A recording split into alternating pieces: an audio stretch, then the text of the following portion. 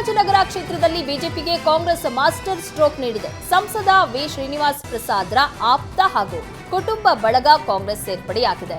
ಶ್ರೀನಿವಾಸ್ ಪ್ರಸಾದ್ ಸಹೋದರ ರಾಮಸ್ವಾಮಿ, ಪುತ್ರ ಭರತ್ ರಾಮಸ್ವಾಮಿ ಸೇರಿದಂತೆ ಹಲವರು ಸಿಎಂ ಸಮ್ಮುಖದಲ್ಲಿ ಕಾಂಗ್ರೆಸ್ ಸೇರ್ಪಡೆಯಾಗಿದ್ದಾರೆ. ಕಾಂಗ್ರೆಸ್ ಸೇರ್ಪಡೆ ಬಳಿಕ ಮಾತನಾಡಿದ ರಾಮಸ್ವಾಮಿ, ಬೇರೆಯವರು ಸಿಎಂ ಆಗಿದ್ರೆ ನಮಗೆ ಇಷ್ಟೊಂದು ಖುಷಿ ಇರಲಿಲ್ಲ. ಸಿದ್ದರಾಮಯ್ಯ ನಮ್ಮ ಕ್ಷೇತ್ರದವರೇ, ಹಾಗಾಗಿ ನಾವೆಲ್ಲರೂ ಸೇರಿ ಪ್ರಾಮಾಣಿಕವಾಗಿ ಸಿದ್ದರಾಮಯ್ಯ ಕೈ ಬಲಪಡಿಸಬೇಕು. ಆಗ ಮಾತ್ರ ನಾವು ಕಾಂಗ್ರೆಸ್ ಸೇರಿದ್ದಕ್ಕೂ ಸಾರ್ಥಕವಾಗುತ್ತೆ ಅಂತ ಹೇಳಿದ್ದಾರೆ. ಲೋಕಸಭಾ ಚುನಾವಣೆಗೆ ಬಿಜೆಪಿ ಜೆಡಿಎಸ್ ಮೈತ್ರಿ ಬೆನ್ನಲ್ಲೇ ಬಿಜೆಪಿ ನಾಯಕರು ಜೆಡಿಎಸ್ ಕಾರ್ಯಕರ್ತರ ವಿಶ್ವಾಸ ಗಳಿಸುವುದಕ್ಕೆ ಮುಂದಾಗಿದ್ದಾರೆ. ವಿಜಯಪುರ ಬಿಜೆಪಿ ಅಭ್ಯರ್ಥಿ ರಮೇಶ್ ಜಿಗಜಿಣಗಿ ಜೆಡಿಎಸ್ ಕಚೇರಿಗೆ ಭೇಟಿ ನೀಡಿ ಬಿಜೆಪಿ ಜೆಡಿಎಸ್ ಮುಖಂಡರ ಜೊತೆ ಜಂಟಿ ಸುದ್ದಿಗೋಷ್ಠಿ ನಡೆಸಿದ್ರು. ಇದೇ ವೇಳೆ ಜೆಡಿಎಸ್ ಜಿಲ್ಲಾಧ್ಯಕ್ಷ ಬಸವರಾಜ ಮಾಡಗಿ ಮಾತನಾಡಿ, ಬಿಜೆಪಿ ಜೆಡಿಎಸ್ ಒಟ್ಟಾಗಿ ಕೆಲಸ ಮಾಡುವ ಕಾಲ ಕೂಡು ಬಂದಿದೆ. ಬಿಜೆಪಿ ಜೆಡಿಎಸ್ ಒಂದೇ ನಾಣ್ಯದ ಎರಡು ಮುಖಗಳಿದ್ದಂತೆ.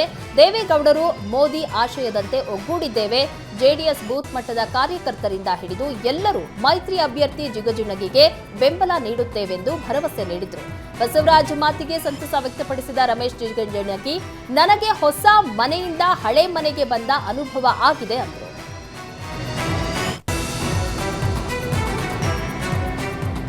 ಕಾಂಗ್ರೆಸ್ ವಿರುದ್ಧ ಕೇಂದ್ರ ಸಚಿವ ಭಗವಂತ್ ಖೂಬಾ ಹೊಸ ಬಾಂಬ್ ಸಿಡಿಸಿದ್ದಾರೆ. ಚುನಾವಣೆ ಬಳಿಕ ರಾಜ್ಯ ಸರ್ಕಾರ ಬೀಳುವುದರಲ್ಲಿ ಎರಡೂ ಮಾತಿಲ್ಲ. ರಾಜ್ಯ ಸರ್ಕಾರ ಪತನವಾಗುತ್ತೆ ಎಂದು ಭಗವಂತ್ ಖೂಬಾ ಭವಿಷ್ಯ ನುಡಿದಿದ್ದಾರೆ. ಆಪರೇಷನ್ ಕಮಲ ಮಾಡುವ ಅವಶ್ಯಕತೆಯೂ ಇಲ್ಲ. ಈಗಾಗಲೇ ಎಲ್ಲ ಶಾಸಕರಿಗೂ ಅಸಮಾಧಾನ ಇದೆ. ಚುನಾವಣೆ ಬಳಿಕ ಶಾಸಕರ ಅಸಮಾಧಾನ ಸ್ಫೋಟ ಆಗುತ್ತೆ. ಸ್ವತಃ ಕಾಂಗ್ರೆಸ್ ಶಾಸಕರೇ ಹೊರಗಡೆ ಬರ್ತಾರೆ ಅಂತ ಸ್ಫೋಟಕ ಹೇಳಿಕೆ ನೀಡಿದ್ದಾರೆ. ಮಂಡ್ಯದಲ್ಲಿ ಸುಮಲತಾ ನಿರ್ಧಾರದ ಬಗ್ಗೆ ಬಿಜೆಪಿ ಮಾಜಿ ಶಾಸಕ ಮಂಜುನಾಥ್ ಗೌಡ ಪ್ರತಿಕ್ರಿಯಿಸಿದ್ದು, ರಾಜಕೀಯದಲ್ಲಿ ಕಾಂಪ್ರಮೈಸ್ ನೇಚರ್ ಇರಲೇಬೇಕು. ಜಿದ್ದು ಸಾಧಿಸೋದು, ಬೈಕೊಂಡು ತಿರುಗೋದು ಮಾಡಿದ್ರೆ ಆರೋಗ್ಯದ ಮೇಲೆ ಪರಿಣಾಮ ಬೀರುತ್ತೆ. ಹೀಗಾಗಿ ಮಂಡ್ಯದಲ್ಲಿಯೂ ಸಹ ಒಳ್ಳೆಯದೇ ಆಗುತ್ತೆ ಎಂದು ಮಂಜುನಾಥ್ ಗೌಡ ಹೇಳಿದ್ದಾರೆ. ಇದೇ ವೇಳೆ ಕೋಲಾರ ಕಾಂಗ್ರೆಸ್ನಲ್ಲಿರುವ ಬಣ ರಾಜಕೀಯದ ಬಗ್ಗೆ ಮಾತನಾಡಿದ್ದು, ಕಳೆದ ಬಾರಿ ಕಾಂಗ್ರೆಸ್ ಬಿಜೆಪಿಗೆ ಸಪೋರ್ಟ್ ಮಾಡಿತ್ತು. ಈ ಬಾರಿಯೂ ಕಾಂಗ್ರೆಸ್ನಲ್ಲಿ ಎರಡು ಗುಂಪಿದೆ. ಅಸಮಾಧಾನದ ಒಂದು ಗುಂಪನ್ನ ನಾವು ಬಳಸಿಕೊಳ್ಳುತ್ತೇವೆ. ಅವರನ್ನ ಸಂಪರ್ಕ ಮಾಡಿ ಅಸಮಾಧಾನ ಇದ್ದ ಕಡೆ ಅಡ್ವಾಂಟೇಜ್ ತೆಗೆದುಕೊಳ್ತೀವಿ. ಈ ಬಾರಿ ನಮ್ಮ ಜೆಡಿಎಸ್ ಬಿಜೆಪಿ ಗುಂಪು ಸದೃಢವಾಗಿದೆ. ಕಾಂಗ್ರೆಸ್ನಲ್ಲಿ ಗೌತಮ್ ಅವರನ್ನ ಬಲಿಪಶು ಮಾಡಲಿದ್ದಾರೆ ಅನ್ನಿಸ್ತಾ ಇದೆ ಅಂತ ಟಾಂಗ್ ಕೊಟ್ರು. ಲೋಕಸಭಾ ಚುನಾವಣೆ ಹತ್ತಿರ ಆಗ್ತಾ ಇದ್ದಂತೆ ಅಭ್ಯರ್ಥಿಗಳ ಪ್ರಚಾರದ ಭರಾಟೆಯೂ ಜೋರಾಗಿದೆ. ಇಂದು ಮೈಸೂರು ಕೊಡಗು ಅಭ್ಯರ್ಥಿ ಯದುವೀರ್ ಮೈಸೂರಿನ ದೇವರಾಜ ಮಾರುಕಟ್ಟೆಯಲ್ಲಿ ಮತಯಾಚನೆ ಮಾಡಿದ್ದಾರೆ. ಯದುವೀರ್ ಆಗಮಿಸ್ತಾ ಇದ್ದಂತೆ ಮೈಸೂರಿನ ಮಹಾರಾಜರಿಗೆ ಜಯವಾಗಲಿ ಎಂದು ವ್ಯಾಪಾರಸ್ಥರು ಘೋಷಣೆ ಕೂಗಿದ್ರು. ಜೊತೆಗೆ ಯದುವೀರ್ಗೆ ಶಾಲು ಹೊದಿಸಿ, ಪೇಟ ತೊಡಿಸಿ, ಹಾರ ಹಾಕಿ ಗೌರವ ಸಮರ್ಪಣೆ ಮಾಡಿದ್ರು.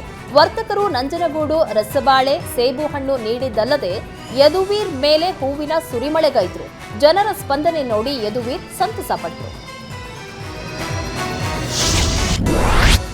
ಮಾಜಿ ಸಚಿವ ಸೋಮಣ್ಣಗೆ ಅವರ ವಿರುದ್ಧವಾಗಿ ಮಾಧುಸ್ವಾಮಿ ಅಸಮಾಧಾನ ತಣ್ಣಗಾಗಿಲ್ಲ. ಸೋಮಣ್ಣ ಮಾಧುಸ್ವಾಮಿ ಮನವೊಲಿಸಲು ಎಷ್ಟೇ ಕಸರತ್ತು ನಡೆಸಿದ್ರು ಮಾಧುಸ್ವಾಮಿ ಮಾತ್ರ ಯಾರ ಮಾತಿಗೂ ಬಗ್ತಾ ಇಲ್ಲ.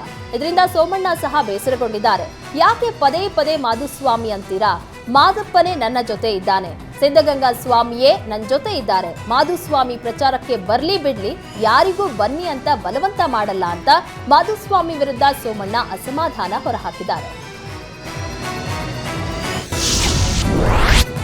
ಕಾಂಗ್ರೆಸ್ ಸರ್ಕಾರದ ವಿರುದ್ಧ ಆರ್ ಅಶೋಕ್ ವಾಗ್ದಾಳಿ ನಡೆಸಿದ್ದಾರೆ. ಜನ ಕಾಂಗ್ರೆಸ್ ಸರ್ಕಾರವನ್ನ ಬೇಡ ಬೇಡ ಅಂತಿದ್ದಾರೆ. ಎಲ್ಲಾ ಕಡೆ ಗೋ ಬ್ಯಾಕ್ ಕಾಂಗ್ರೆಸ್ ಕೂಗು ಕೇಳಿ ಬರ್ತಾ ಇದೆ.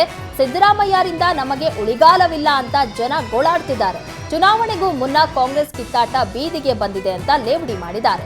ಬಿಜೆಪಿ ಅಭ್ಯರ್ಥಿಗಳನ್ನ ನೋಡಿ ಕಾಂಗ್ರೆಸ್ಗೆ ಭಯ ಆಗಿದೆ. ಬರಗಾಲದಿಂದ ರೈತರು ಆತ್ಮಹತ್ಯೆ ಮಾಡ್ಕೊಳ್ತಿದ್ದಾರೆ.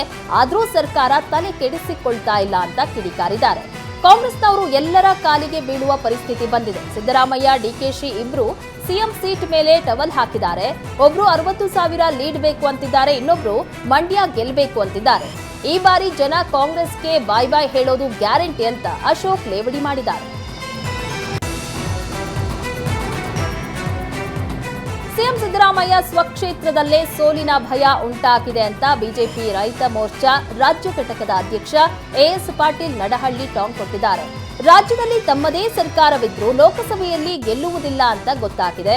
ಈಗಾಗಲೇ ಜನರಲ್ಲಿ ಅನುಕಂಪ ಹುಟ್ಟಿಸುವ ಮಾತನಾಡ್ತಿದ್ದಾರೆ. ಕೊನೆ ಪಕ್ಷ ಚಾಮರಾಜನಗರದಲ್ಲಾದ್ರೂ ಗೆಲ್ಲಬೇಕು ಅಂತ ವರುಣಾದಲ್ಲಿ ಠಿಕಾಣಿ ಹೂಡಿದ್ದಾರೆ.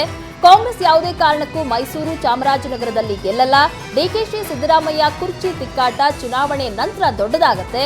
ಹೀಗಾಗಿ ಸಿದ್ದರಾಮಯ್ಯ ಅಧಿಕಾರದಿಂದ ಇಳಿತಾರೆ ಅಂತ ಭವಿಷ್ಯ ನುಡಿದಿದ್ದಾರೆ.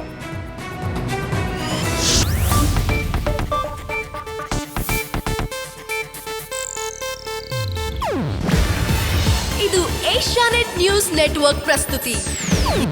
ನೀವು ನೋಡ್ತಿದ್ದೀರಾ ಏಷ್ಯಾನೆಟ್ ಸುವರ್ಣ ನ್ಯೂಸ್.